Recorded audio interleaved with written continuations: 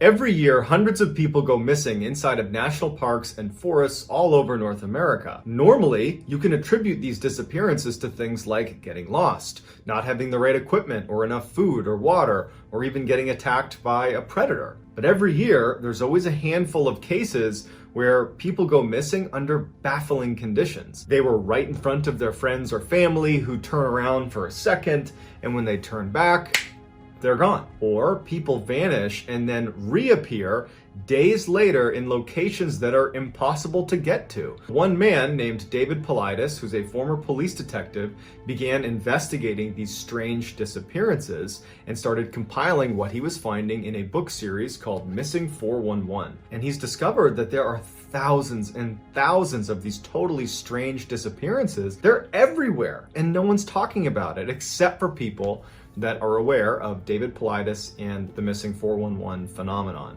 And so I plan to, at least once a week, highlight a handful of cases that really show off how bizarre this phenomenon really is. But before we get into today's Missing 411 stories, if you're a fan of the strange, dark, and mysterious delivered in story format, then you come to the right channel, because that's all I do, and I upload 3, 4, even 5 times every week. If that's of interest to you, I would ask you to politely pull out an M67 frag grenade, pull the pin, and gently lob it in the direction of the like button. Also, please subscribe to my channel and turn on all notifications so you don't miss any of my weekly uploads. All right, let's get into today's stories.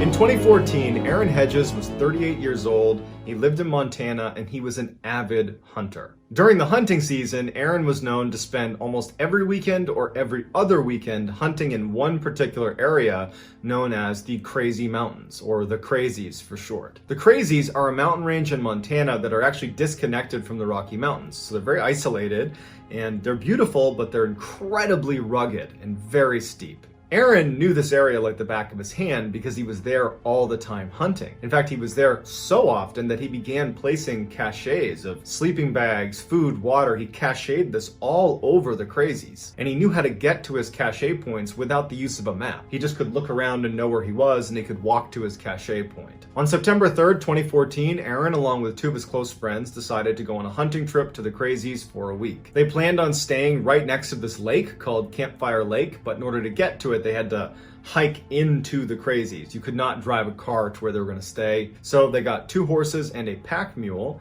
and Aaron loaded much of his gear onto the pack mule. And so they begin this hike up to Campfire Lake. And a little ways into this first day hike, the mule spooks at something and runs away. In the process of running away from them, it ditched all of their equipment all over the place, and they couldn't recover it all. Now, after they gathered up what they could and got the mule back and continued their walk, Aaron decided he didn't feel like going to one of his cache points to try to retrieve an extra sleeping bag, and he said, I'm just gonna use whatever extra gear you guys have, I'll make do. And so they continue on, they get to Campfire Lake, and they set up their camp, and for the first couple of days, everything is going just fine. On the 3rd day, Aaron decided that, you know what? I could tough it out, but I'm just gonna go north to one of my cache points and get that extra sleeping bag and try to get a few other things that were lost and make my living arrangements a little bit more comfortable while I'm here. And so his 2 buddies, they know that Aaron is in this section of the Crazies all the time. And so they didn't bat an eye when he says he's gonna go off on his own. It wasn't a very far distance to this cache point. They said, okay, we'll see you later tonight. So Aaron takes off, and after a little while, one of his buddies, for whatever reason, uses his radio to reach out to Aaron. The walkie-talkies they were using had this LED screen that anytime you transmitted traffic on it, it would register your GPS location and transmit that to the person you're talking to. So when he hailed Aaron at about 10 in the morning after he had left to go up to his cache point, when Aaron radioed back, it showed up on their LED screen that instead of going north to this cache point,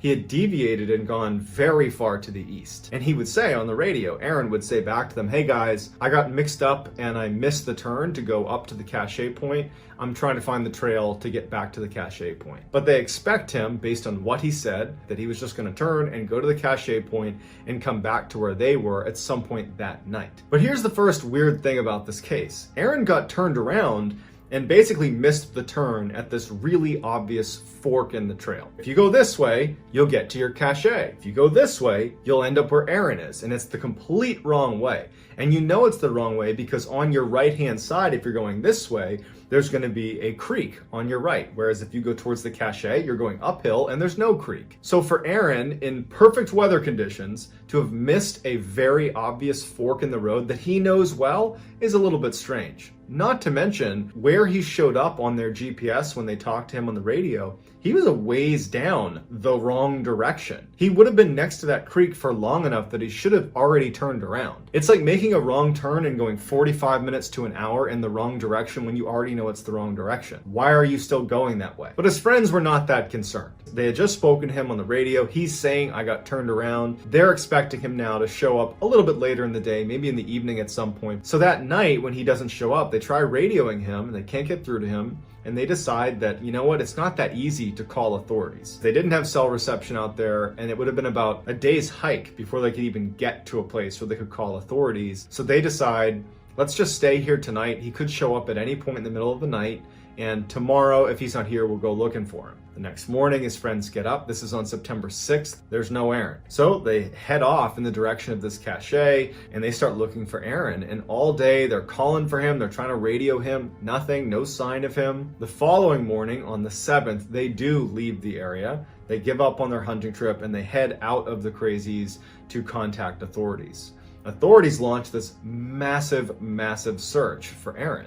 But as soon as they launch this search, this massive storm rolls in, dumping 2 feet of snow within the first 12 hours of their search. So they really weren't able to accomplish much in those first 2 days, which brings us to September 9th. One of the main areas that they were looking for Aaron was following that path that he had gone down, the wrong path, away from his cache.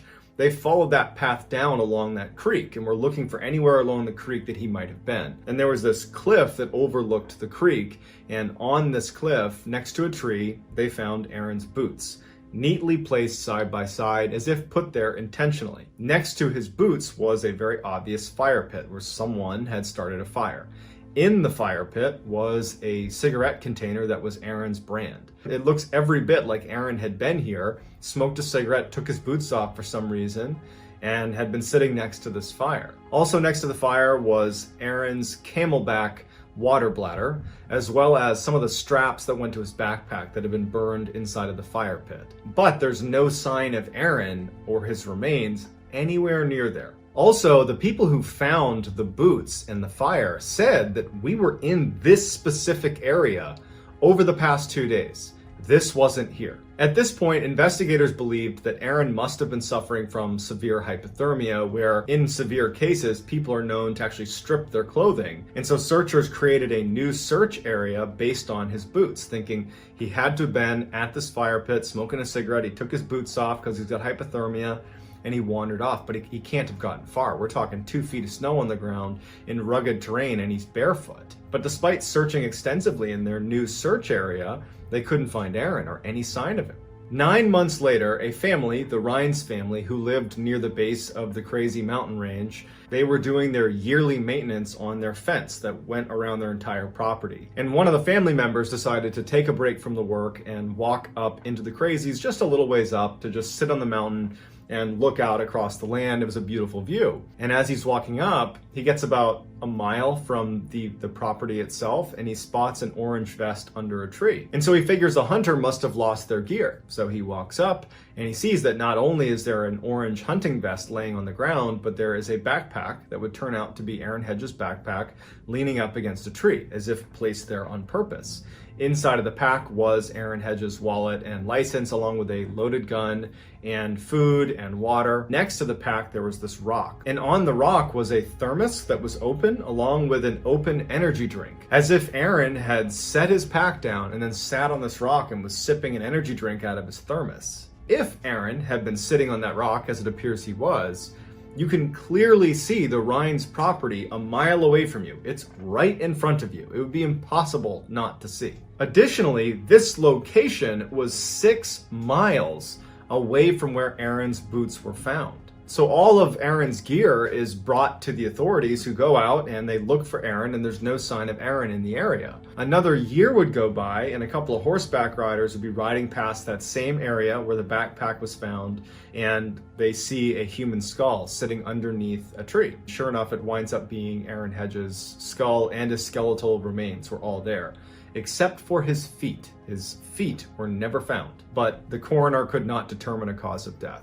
So a couple of questions come to mind. How did Aaron, a guy that knows the crazies inside and out, make that wrong turn in the first place? He should have known better. But even if we say he got turned around, it can happen to the best of us, he would have known he was going in the wrong direction because the creek would be on his right, but he kept going because we find his campsite with his boots way down the path that was in the wrong direction. But even if we're willing to accept that as why he was at that campsite, he took off his boots.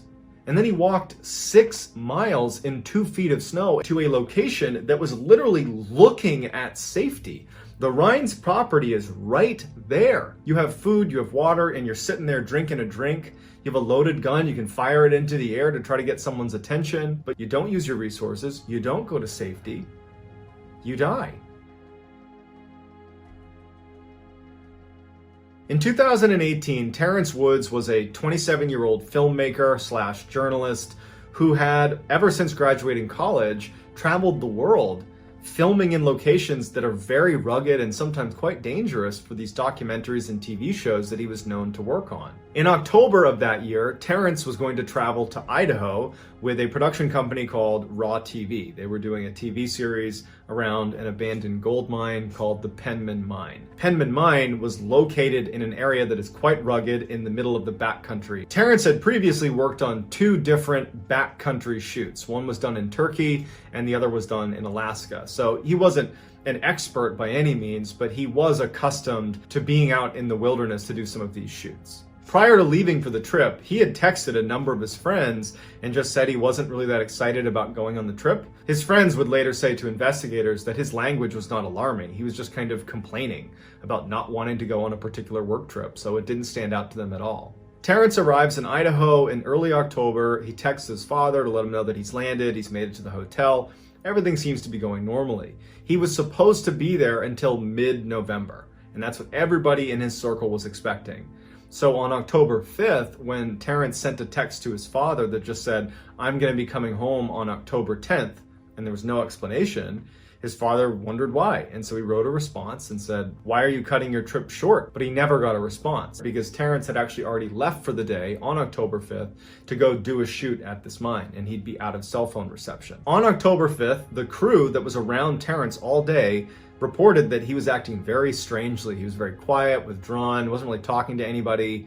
And at the end of the day, when they were wrapping up shooting, one of the producers was sitting in a vehicle waiting for everyone to kind of finish up, packing up, and Terrence said he wanted to go relieve himself. And he walked over to the edge of this cliff, and for whatever reason, this producer, he didn't know why, but he just thought he needed to look to see if Terrence was okay.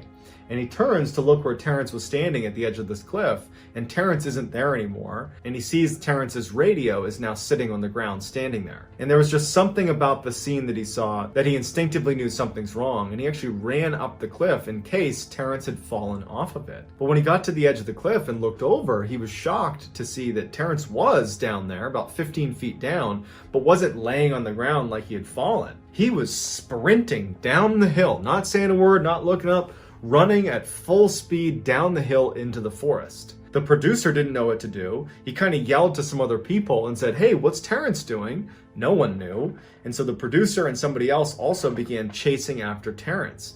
But after a little while, they couldn't catch up to him, and they were worried that by chasing after him, they might scare him. And so instead, they immediately go and they call authorities, and this huge search is launched for Terrence. So for a week, you have all these people looking for Terrence. You have people on foot, you have dog teams, you have a helicopter with infrared technology. You have all these people combing this area, and there's no sign of Terrence. One of the search and rescue officers commented that it would have been so hard to get away from this search because the ground inside of that forest was so covered with fallen trees that there were times where you were just walking on fallen trees. You weren't even touching the ground.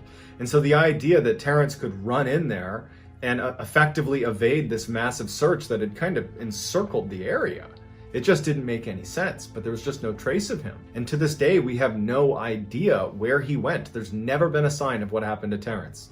He just started running away for reasons we don't understand and disappeared. On the same day that Terrence Woods goes missing, 56 miles away in the same mountain range, a 76-year-old woman named Connie Johnson also goes missing under very strange circumstances. Connie was an outdoors woman through and through. She had previously worked as a wilderness ranger for the U.S. Forest Service, and she was known to take young people out on trips along the backcountry and teach them how to survive. Her friends said that she had tremendous survival skills and spent much of her time alone in the woods. Connie was working as a camp cook for Ritchie Outfitters. It was a company that organized hunting trips in the Idaho and Montana backcountry. The camp that she was actually working at was not accessible by vehicle. You had to get there on foot or on horseback. On October 2nd, all of the hunters at the Ritchie Outfitters camp that she was working in left for a 3-day hunting trip. They said bye to her and bye to her dog Ace, and they were gone. She was the only person at the camp. The following day, they got a very strange radio transmission from Connie. They couldn't understand what she was saying. They couldn't tell if she was mumbling or if there was something wrong, or maybe it could have been the radio. But when no one could understand what she was saying, they ultimately said, okay, I'm sure she's fine. And so a couple days go by, and on October 5th, the hunting party returns to the cabin,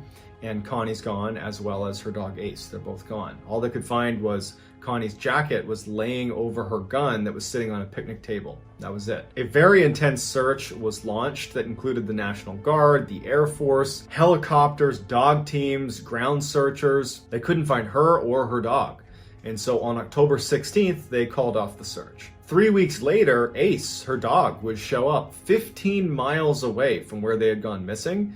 The dog was emaciated, but was okay. They fed the dog, and then they tried to get the dog to help them find Connie, but to no avail. To this day, we have no idea where Connie went or why she left the camp to begin with.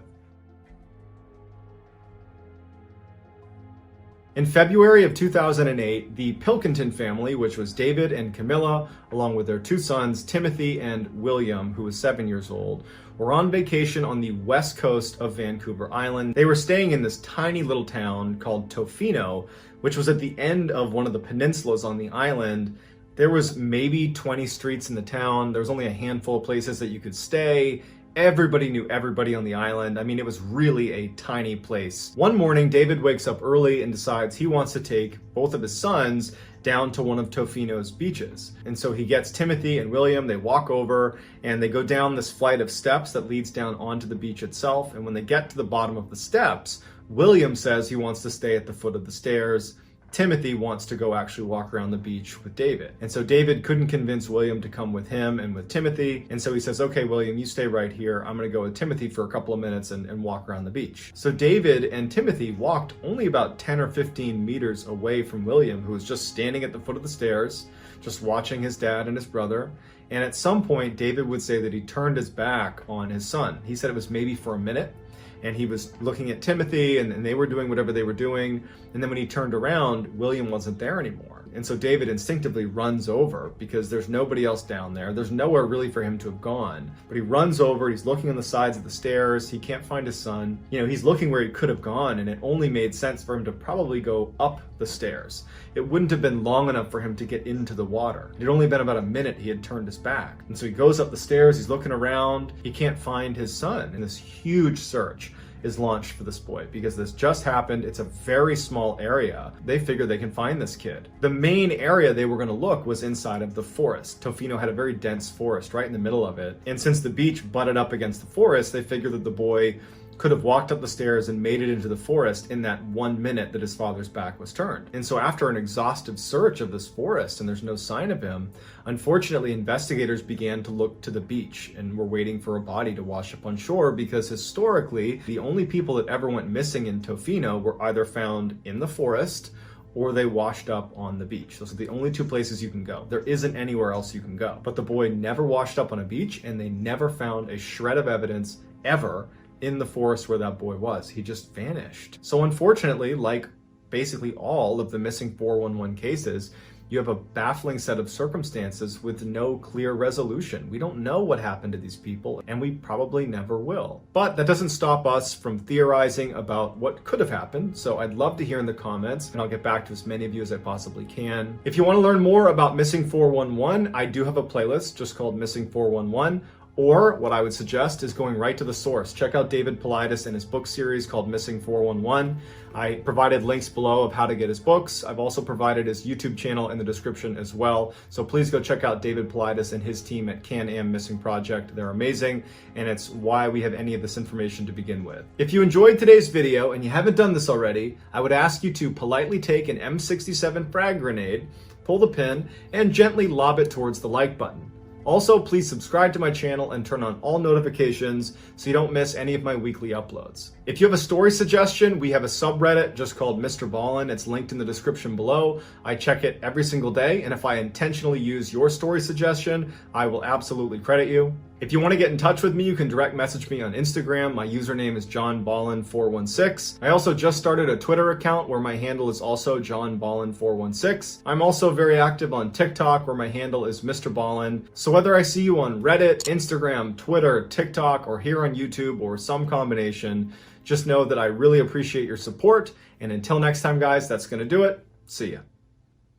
If I told you that a college-age male went out drinking with his buddies and then wound up dead in a river, you might suspect that he got drunk and fell in, accidental drowning. But what if I told you that there were dozens and dozens of these college-age males that are going out drinking with their buddies and then being found dead in rivers, and they're all being labeled accidental drownings, except many of them are found with little to no water in their lungs, and forensics tell us that they were actually alive for several hours, days, even months after the night out with their friends. One former police detective named David Paulides, who normally researches missing people in parks and forests, has begun researching these strange accidental drownings all over North America in his book called A Sobering Coincidence as part of his Missing 411 book series. Today, I'm going to share with you 3 cases that have all been covered by David Paulides. But before we get into today's stories, if you're a fan of the strange, dark, and mysterious delivered in story format, then you come to the right place, because that's all I do, and I upload 3, 4, even 5 times every week.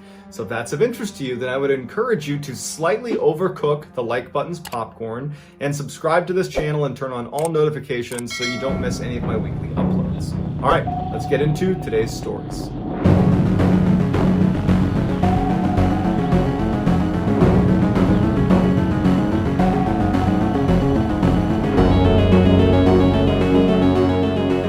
In 2005, Todd Geib was 22 years old. He lived in Michigan. He was an avid outdoorsman. He liked to go deer hunting. He loved to catch trophy fish, and he loved his family. And routinely, after he moved out of the house, he would drive on the weekends the 5 miles north to his parents' house and would spend lots of time with his parents and his extended family. On June 11th, 2005, Todd was visiting his parents at their house.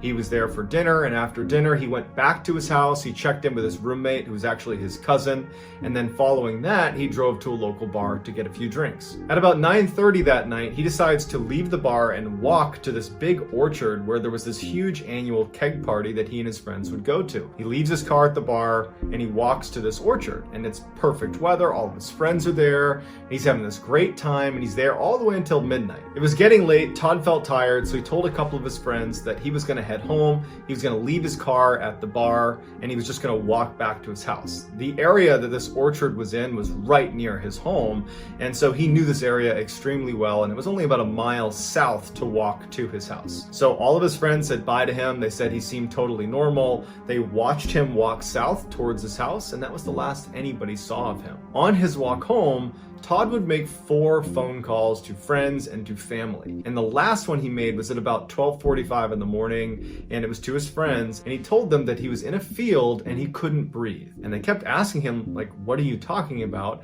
And all they heard was very heavy breathing on the phone. They couldn't tell if it was his or if someone else had taken the phone and was now breathing into it. But then the phone cuts out, and they try calling him back, And there was no answer. They couldn't get in touch with him. The next day, when Todd did not show up at a family get-together, something he never would have missed unless he told them ahead of time, his family knew something was wrong. Plus, they had those strange phone calls the night before. They checked in with his friends. They said, yeah, we haven't heard from him. They went over to his house. He wasn't there. And so that's when they called the police. A massive search is kicked off involving canines and helicopters, and they're not finding anything. 3 weeks after Todd had gone missing, a couple was walking around this lake that was located north of the orchard where Todd was at that big keg party.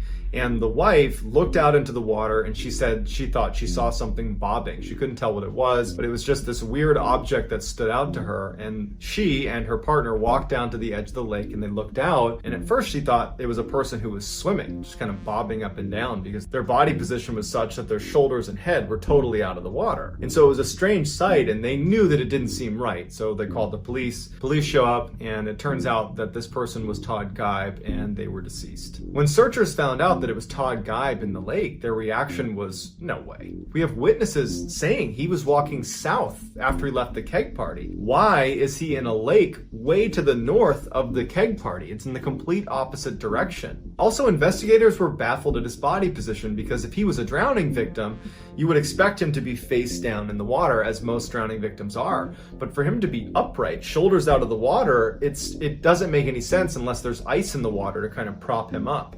And there wasn't any ice in the water. His toxicology report showed that in addition to alcohol in his system, he had a very high dose of an antidepressant, something that he wasn't prescribed, and he didn't have any history of mental illness and had never been prescribed any antidepressant in his life. His body was pristine. It did not have any of the hallmarks, the bloating you would expect from being in water for 21 days. In fact, it was concluded that it was impossible for his body to have been in the water for all 21 days that he had been missing. His autopsy showed that he had almost no water in his lungs, even though his death was classified as an accidental drowning. When the news broke that this was an accidental drowning, the family and friends pushed for a closer examination of this case because it wasn't adding up. And so a noted pathologist looked at all of the evidence and determined that at most, Todd had been in the water for maybe 3 days, and he had almost certainly been deceased when he was placed in the water, which is why there wasn't any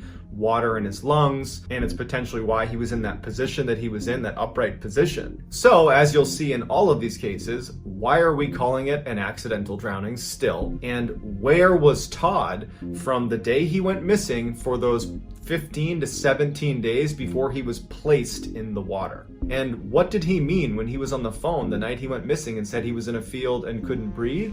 And what was all that breathing in the background? Lots of questions on this one. On January 25th, 2017, 23-year-old Dakota James was out bar hopping in Pittsburgh, Pennsylvania with some buddies. At some point, he was tired, and so he decided to walk home. A CCTV camera has a clear shot of Dakota James after he left the bar, walking through a plaza. He's on his phone. No one seems to be following him. He seems like he's okay. He's not stumbling as he makes his way home. The next day, when he didn't show up for work, that was so out of character for him that his work immediately called the police, notified his parents, and this massive search is launched. But unfortunately, nothing turns up. 40 days after he had gone missing, his body was found in the Ohio River 10 miles away from where he had been missing. And the general theory became when he was walking home after that CCTV camera picked him up, he must have stopped by the water to relieve himself, fell in. The water was so cold at the time that he would have gone into shock and then basically been doomed. And then he drifted 10 miles to this location. But there's a couple big issues with that. Number one, in order to get from where he went missing to where he wound up, he would have had to go through this dam. And the dam is this very violent section of water where if a body were to go through there, it would get ripped to pieces. But when they found his body, it was clear he had not gone through a dam. In fact, his body was pristine. It looked like he hadn't been in the water for very long at all, despite 40 days elapsing since he had gone missing. When his toxicology report came back, he had alcohol in his system as well as a high level of GHB, which is a very powerful sedative. And like you'll see in many of these cases, he had no water in his lungs, but this was ruled an accidental drowning. The family was unwilling to accept that as a cause of death, so they went out and hired a world-renowned forensic pathologist named Dr. Wecht to come in and analyze all of the evidence, look at the autopsy report, and try to see if there's anything that was missed. And what Dr. Wecht finds is on Dakota's neck, there were ligature marks, as if rope or some sort of twine had been wrapped around his neck, which was later disputed by the other medical examiner who said that was dried blood, but Dr. Wecht swears there was ligature marks on his neck. Dr. Wecht also concluded that there was absolutely no way, based on decomposition levels, that Dakota was in the water for more than a couple of days, and he believed that he was dead or unconscious when he actually went into the water, which is why there was no water in his lungs. So it begs the question, if we believe Dr. Wecht, where was Dakota from the day he went missing until 37 days later when he apparently went into the water? And again, why are we calling this an accidental drowning when he didn't drown? Lucas Holman was an incredible athlete, 6'3", incredible at baseball, football, and basketball, which was his primary love. In fact, he was so good in high school that he was recruited to play at a Division I program, the University of Wisconsin. And in fact, he got a scholarship to play there. So he went to the University of Wisconsin. When he wasn't getting much playing time there, he opted to transfer early on in his career to lacrosse, which was a Division III school, but he figured he could get more playing time that way. It was at this time that he realized, you know what, I'm probably not going to play basketball professionally. And so he began orchestrating his life towards a career in finance, and in fact was telling his family that once he graduated school, he was actually going to get a master's degree in business at the University of Wisconsin. On September 29th, Lucas and his friends are at this huge German festival, drinking a ton of beer, having a great time. At some point in the night, they transition to some of the bars downtown, and they're all having a great time. It's very crowded. But at some point in the night, Lucas disappears. No one knows where he went or who he was with, but Lucas was a big, confident guy. They figured, you know what, what's the worst that could happen to him? I'm sure he's fine. And so his friends ultimately just go home and don't think much of it. The next day, when no one could get in touch with Lucas, his friends and family called the police and said, you gotta look into this. We don't know where he is. The police went to the strip of bars that they had been bar hopping between,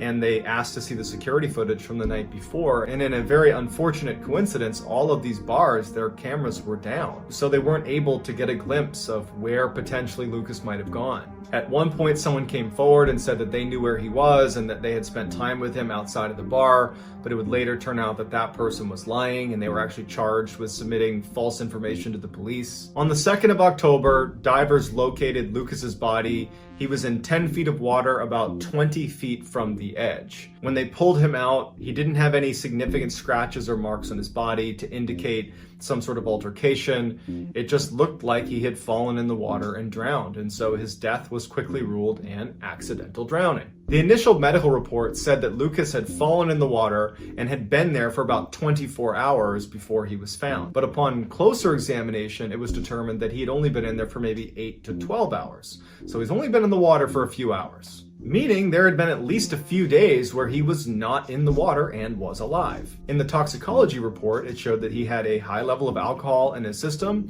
as well as, like Dakota James, a high level of this sedative called GHB. Also, it was noted that his belt buckle had been tightened way tighter than he normally wore it, and some people speculated that it looked as if someone else had tried to dress him, maybe after he was deceased or when he was unconscious. And then perhaps the strangest part of the case is the day after Lucas had gone missing, his roommate, who had been in the room the whole time that Lucas and his friends had been out at Oktoberfest and going to the bars, he'd been home the whole time, he goes to bed and wakes up to an alarm. But it's not his alarm, it's Lucas's alarm. It's his phone going off that's underneath Lucas's bed. Lucas definitely had his phone while he was out, but somehow his phone got under his bed, but Lucas was not there and had never been there in the night unless he managed to sneak into the room without waking up his roommate and place his phone under the bed and then leave again. It didn't make any sense. Police would never subpoena the phone's records to find out where it went that night, so we're left wondering how in the heck it got under his bed if he was never in there. And like all the other accidental drowning cases that we're looking at, where was Lucas from the time he went missing on the 29th of September and then wound up in the water at some point on the 2nd of October? He was alive for those few days and he wasn't in the water. So where was he? Some people say that these accidental drownings and all the others that are going on, these suspicious accidental drownings, are actually the result of a group of serial killers known as the smiley-faced killers, who leave smiley faces around the area where bodies are discovered. That's still very much up for debate. Other people say that there could be something paranormal going on, or this really is just a case of some drunk college kids slipping into the water and drowning. But it's up to you to decide what you think is going on. I'd love to hear in the comments what you think, and I'll get back to all the early commenters. So get in there and let me know what you think. If you enjoyed this video and you want to see more like it, and you haven't done this already, please slightly overcook the like button's popcorn and subscribe to my channel and turn on all notifications so you don't miss any of my weekly 3, 4, even 5 video uploads. If you want to learn more about these accidental drownings, you got to check out David Paulides' book called A Sobering Coincidence. It's part of his Missing 411 series. I have a link to where you can purchase those books in the description. If you have a story suggestion, I would ask that you submit it to our subreddit, just called Mr. Ballen. It's linked in the description below. I look on there every single day, and if I see a story that I like, I will use it, and I will credit you if I intentionally use your idea. If you want to get in touch with me, you can direct message me on Instagram. My username is JohnBallen416. I also just started using Twitter. My username over there is also JohnBallen416. I'm also very active on TikTok, where my username is Mr. Ballen. So whether I see you on Reddit, Instagram, Twitter, TikTok, YouTube, some combination, just know that I really appreciate your support. And until next time, guys, see ya. People are going missing all over North America under baffling conditions. In some cases, there are people where someone's looking right at them, they turn around, and then, moments later, they're gone. Or in some cases, people will go missing and then are found again in locations that are impossible to get to. And so one man named David Paulides, who's a former police detective, began investigating these very strange disappearances because nobody else was. And he started compiling what he was finding in an absolutely fascinating book series called Missing 411. And so as I read through all of his books, I've begun pulling some of the more interesting cases that he details and highlighting them on this channel. Today, I'm going to focus on 4 instances of kids going missing after being in locked vehicles. But before we get into today's stories, if you're a fan of the strange, dark, and mysterious delivered in story format, then you've come to the right channel, because that's all I do, and I upload 3, 4, even 5 times every week. If that's of interest to you, please throw the like button into the bottomless pit near Ellensburg, Washington, and also subscribe to this channel and turn on all notifications so you don't miss any of my weekly uploads. All right, let's get into today's stories.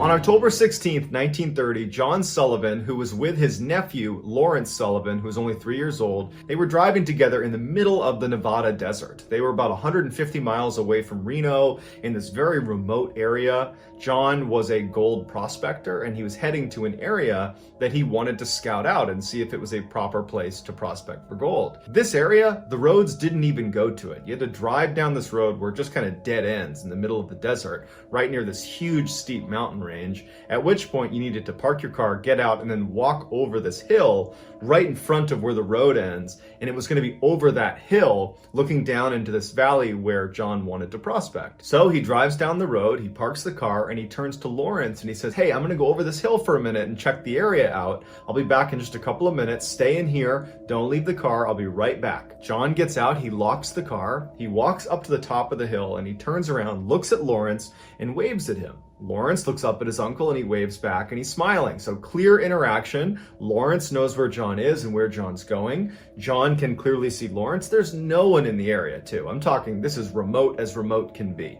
You're just right up against this mountain. That's the only thing going on in this area. So John turns his back on Lawrence. He goes over the hill. He's now out of sight of the vehicle, and he does a short inspection of this area that he wanted to prospect. He goes back up over the hill, and he sees immediately that the door is now open and Lawrence is not in the vehicle anymore. John is not immediately concerned because it's only been a couple of minutes. He can't have gone very far, and there's nowhere to even go. There's no trees. I mean, basically it's just this mountain right here, but beyond the mountain, there's really nowhere to go. So he goes down, he looks in the car, he looks under the car, he's yelling for Lawrence, no response. And sound carried really well in this area. After a little while, and he can't hear anything, he hasn't seen Lawrence, he's starting to get very desperate because they are in the middle of nowhere, and the temperatures are going to drop well below freezing at night. So So John has to make this totally painful decision to get in his car and drive and get help.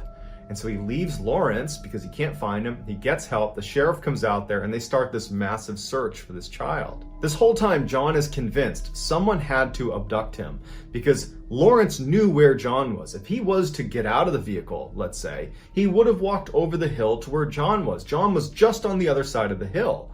It doesn't make any sense that Lawrence would get out and wander in a different direction. He would have gone to John. They were very close. He might have wanted to see what he was doing on the other side of the hill. In the first few days of the search, they can't find any tracks of the child or another person that could have potentially abducted him, or even tracks of an animal that could have potentially taken Lawrence away. There's just nothing. They did find his hat, but that was it. There's no other evidence to go off of. And so after 4 days of searching, the newspapers began running headlines about potentially an eagle swooping down and taking Lawrence away, because that's all anyone could speculate given the fact that there was no tracks anywhere and that his hat had fallen off. At this point, the police feel totally helpless. They don't understand how this child has managed to evade capture. They're not ready to accept that an eagle has taken him away. And so the police bring in a Native American tracker who was known in the area as an exceptional tracker. So this tracker comes in and manages to pick up a partial trail of this child.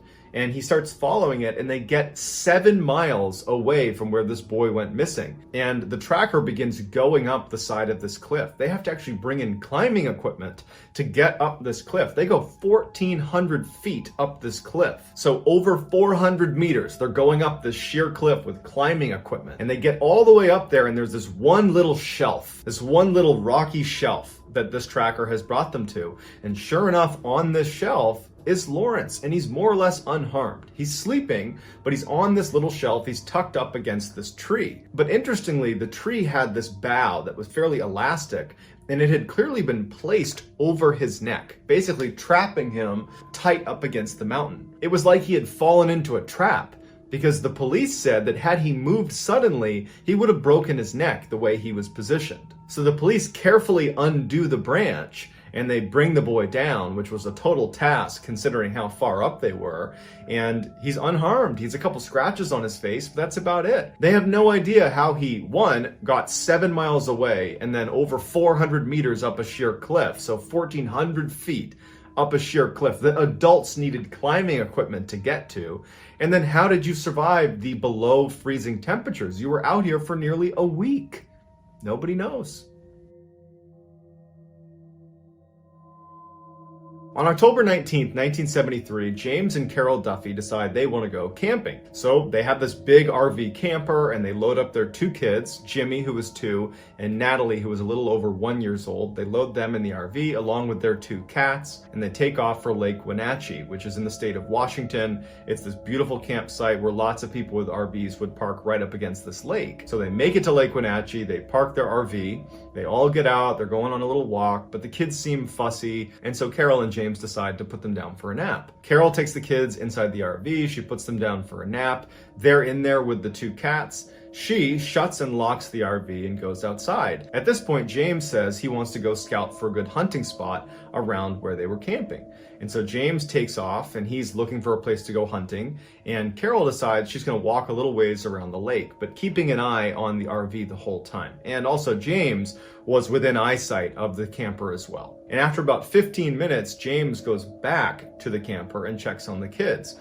Carol would say she saw James doing that and kind of looked over to get the thumbs up from James to make sure the kids are okay. James goes in, the kids are sleeping, the cats are sleeping. James comes out of the camper, he shuts and locks it. He turns and he sees Carol. She's about 100 meters away, so a little over 300 feet away. He gives her a thumbs up and then actually walks over to her. So he's gonna go walk around with his wife now. So he makes it over to Carol and they're walking a little bit farther away. So they're still only about 150 meters away from their camper when they hear a scream coming from their camper. When they both turned around, there was a big tree kind of obscuring their view to the camper. So they kind of ran back on the path to get a better look at their camper. And all they can see is the door to the camper is now open. So the 2 of them sprint over to the camper. James gets there first, he goes inside, and his son, Jimmy, is gone. Their youngest child, Natalie, was still sleeping, and their 2 cats were still sleeping. Remember, Carol and James were on the other side of this lake about 100 meters away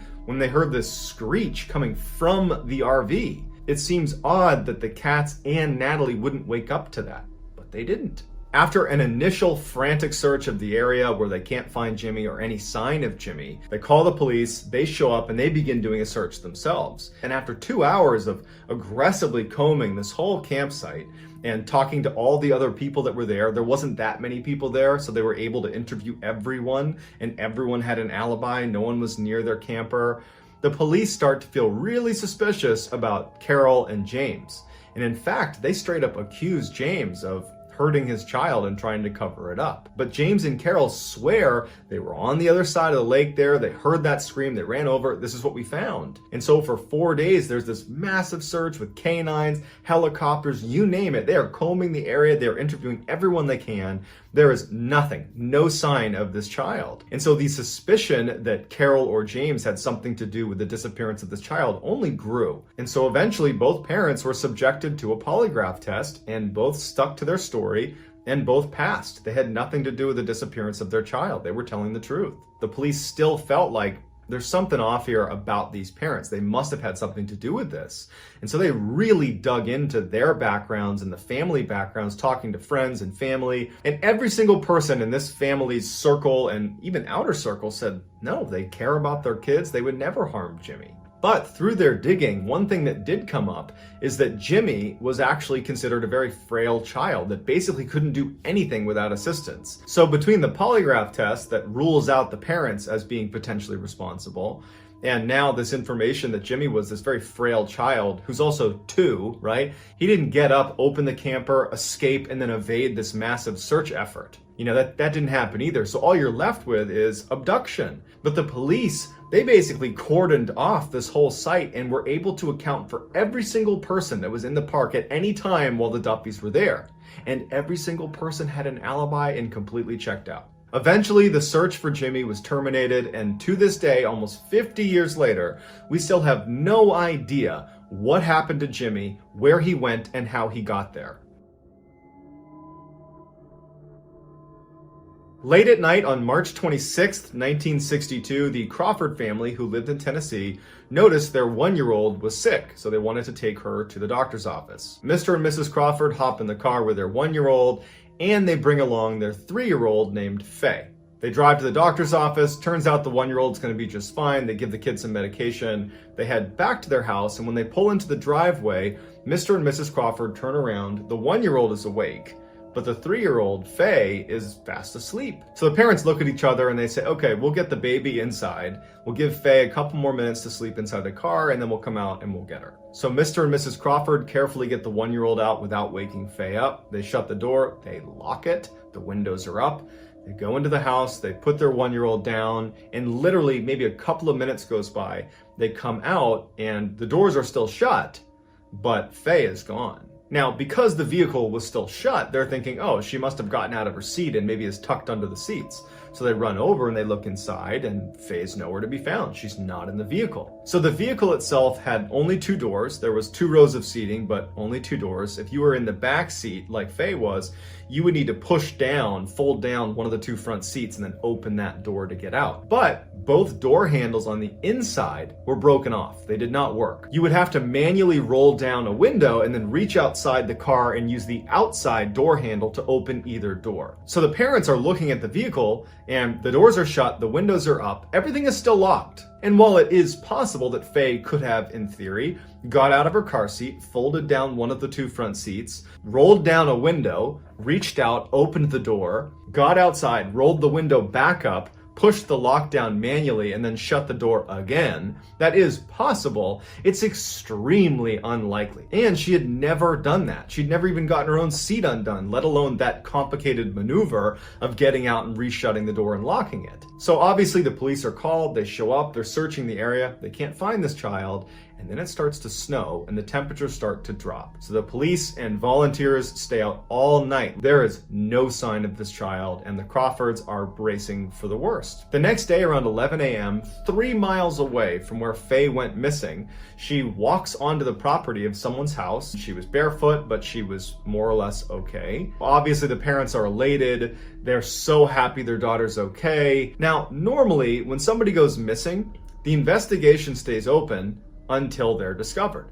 If they're discovered alive, even if the circumstances are really weird, because they're alive, it more or less ends the investigation, because what are you looking for at this point? They're found, they're alive, everything's okay. It's rare that an investigation would continue after they've been found. And in this case, the police left the investigation open because they couldn't understand how Faye could have gotten out of that vehicle, considering how difficult that would have been. And how did she get 3 miles away in less than 12 hours in the middle of the night walking through a forest? Not to mention, historically, kids are creatures of habit. If they're missing and they're in the middle of the woods, but it's nighttime, they don't just keep walking. They lay down and they go to sleep. And then when the sun comes up, they get up and then they keep moving. So for her to have gone 3 air miles from where she went missing to this farmstead, that means she did not lay down and go to sleep. She kept walking all through the night. So none of it added up. And then when they asked Faye what happened, she would just smile and laugh. That's all they could ever get out of this child. So despite leaving the investigation open, no one ever came to any sort of conclusion about how she got out of that car and how she covered that distance or why. It's just a big mystery, like all of these missing 411 cases. In 2001, Paul Wayment was 37 years old. He was a construction worker living in Salt Lake City, and he was about to get divorced for the second time. In his first marriage, after the divorce, he got sole custody of their 4 children. He was a great father. The judge saw it that way and said the kids were better off with him. And following this second divorce, he would file for sole custody of the child that they had had together, who was a little boy, 2 years old, named Gage, and he would win. So Paul is a single father of 5 children. Gage was a lot younger than the other 4 kids, and so he kind of became Paul's little buddy and went everywhere with Paul. They were very, very close. On October 25th, 2001, Paul takes Gage, puts him in the back of his truck, he buckles him into his car seat, and the two of them head off to this area where Paul would hunt for deer. It was actually a private deer hunting area that was totally enclosed by a fence. Now, in order to access this private area, you needed to be a member, and Paul was a member, and once you become a member, they give you a gate code. And so Paul and Gage drive up, he gets to the gate, he punches in the code, he opens up the gate, the two of them drive in. He said he shuts the gate and locks it, and the two of them head up this path to this area where he planned to look for some deer. When he parked the car, he saw that Gage was passed out in his car seat and just did not look like he was going to be psyched to get out and go look for deer. Paul thinks about it for a minute and he decides, you know what, I'm gonna leave Gage in the back seat. I'll just shut and lock the car. He's warm, he's taken care of. I'm gonna go spend just a couple of minutes looking for deer and then I'll come back and I'll get him. So he hops out, he locks the car, and he walks a little ways away from the truck where it's still right behind him, but a couple of other hunters that were on this area, they saw Paul, they flagged him down, and they started talking. He gets preoccupied, and after 30 minutes or so, he realizes he needs to go back and check on his son. And when he goes back up, the front door on Gage's side is open and Gage is gone. Paul runs up to the vehicle. He can't believe that Gage is gone. Paul screams for the other hunters to come over and help him. He's like, I can't find my son. They start looking in the area, and apparently Paul was so grief-stricken, he began vomiting. He was totally hysterical, and he kept saying, it's my fault. It's my fault. I left him here. Police show up, and this massive search is launched. But you got to remember that this is a gated-in area. Everything is locked. You need to have a code to get in here. And the only people that apparently were on this site at the time were the other hunters that Paul was talking to. And so obviously that casts a huge spotlight on those hunters and Paul being responsible for whatever's happened to Gage. But initially they just focus on looking for this child. And after a little bit of searching, and there's absolutely no sign of this kid, they do turn on Paul. He's like, you know what? If anything happened to my son, it's my fault. I left him in the vehicle. It's my fault. Like, he's not being defensive at all. He is 100% saying, it's my fault. I did this. He's not saying I harmed my child, but he's taking full responsibility for whatever's happened. And the police pick up on that, and they're like, you know what? I think he's telling the truth. And he's also saying that he was with those other hunters, and they're the only other ones here. So for 4 days, this massive search is launched all over this hunting area, even beyond the hunting area, and there's no sign of this child. He's just gone. And so they terminate the search, but Paul's church offered to send another 150 volunteers to continue the search. And one of those volunteers was a man by the name of James Wilkes. He was an avid outdoorsman, and he brought along his dog, Dino. And over the course of this search, James and his dog actually get lost, which David Paulides says is very rare. There's so many people doing the search at one time, it would be hard to get lost, but it does happen. And so James and his dog wind up miles away from where they were supposed to be searching. They don't know where they are, they're lost. And so that night, the temperatures are dropping, it's snowing, and James and his dog ended up getting under a tree, in this little pocket under a tree, and they huddled together all night. And James said it was one of the worst nights of his life. He didn't sleep much, but at some point in the morning when the sun started to come up, he was happy to be alive. He didn't die of hypothermia. And he and Dino start walking. And they've only walked a couple of minutes when the dog stops and he starts licking something on the ground. And he looks down, and under a couple inches of snow, it's the body of Gage. James scoops up the body, and for hours they start walking back kind of generally towards where he thinks he needs to go. He ends up finding a fence that he recognized. And since he was exhausted from carrying the boy, he placed the boy's body near a fence post that he knew he'd be able to recognize. And he and Dino made their way up to the search and rescue headquarters, told them where to find the boy's body, and they went back and they collected the boy's body. Now, because James is the one to find the boy, they immediately had to treat him like a suspect. They polygraphed him because you found the boy, no one else has found him, you're ways away from the search, but he passed his polygraph. James would say to police that when he found the body, there were all these tracks around the body. They looked like canine tracks, but they weren't Dino's, and he knows they weren't Dino's because he was holding onto Dino all night, and he hadn't been in this particular area the night before. So investigators are like, if there were other canine tracks all over that area, it means, one, we searched it, but if we searched it, why didn't they pick up on the boy, who they're trained to smell? Or what animal was this? Did it have anything to do with why Gage is here in the first place? After the autopsy, it was determined that Gage died from hypothermia. His father was absolutely devastated. He spent all this time at the site where his body was found. He created a shrine for his son. He was known to spend hours in his vehicle trying to figure out how his son got out of his seat and then made his way out that front door, something he had never seen his son do. He was just totally devastated, and he was ultimately charged with negligent homicide, and he pled guilty to it and was given 30 days in jail, but before his sentence was carried out, he took his own life. So like all cases that David Paulides covers in the Missing 411 series, we're left with a lot of questions, and unfortunately they may never get answered. But that doesn't stop us from speculating, so please go in the comments and give me your best theory as to what's going on. How are these kids getting outside of these vehicles and winding up in places that seem impossible to get to? Not only will I respond to all the early commenters, the best theory will get pinned at the top of the comment section. If you enjoyed today's video and you want to see more like it, please throw the like button into the bottomless pit near Ellensburg, Washington, and also please subscribe to this channel and turn on all notifications so you don't miss any of my weekly uploads.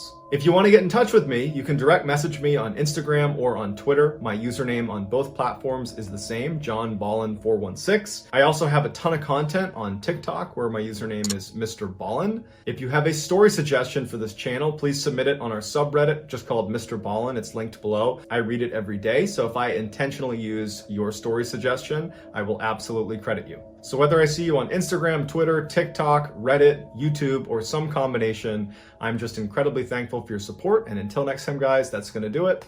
See ya.